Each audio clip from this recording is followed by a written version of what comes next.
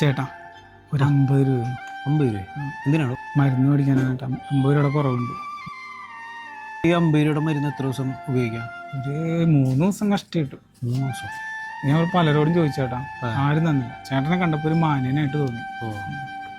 Google പേ ഉണ്ടോ എനിക്ക്? ഇല്ലേട്ടാ, bank account ഒന്നും ഇല്ലാത്തൊരു പാവമാണ്. ഇതിൽ 100 രൂപ ഉള്ളേ. കൊടുക്കണ്ടേട്ടാ, ഉടായ്പാണ്.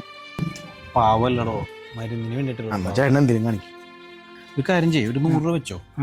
ഇനിയിപ്പോ ഗൂഗിൾ പേ ബാങ്ക് അക്കൗണ്ട് എടുക്കുകയാണെങ്കിൽ എനിക്ക് നമ്പർ ഒന്ന് അയച്ചു തന്നാൽ മതി. ഇതാണ് എന്റെ ബിസിനസ് കാർഡാണ്, അതിലേക്ക് അയച്ചായി.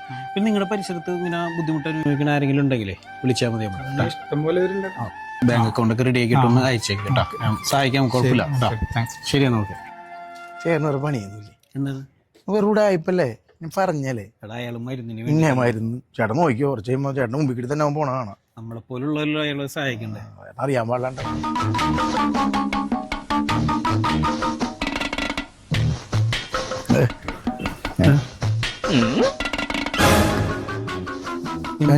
എങ്ങനെയുണ്ട്?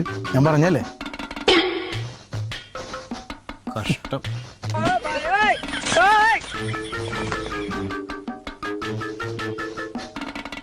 ചേട്ടാ നന്ദിണ്ട് കേട്ടാ.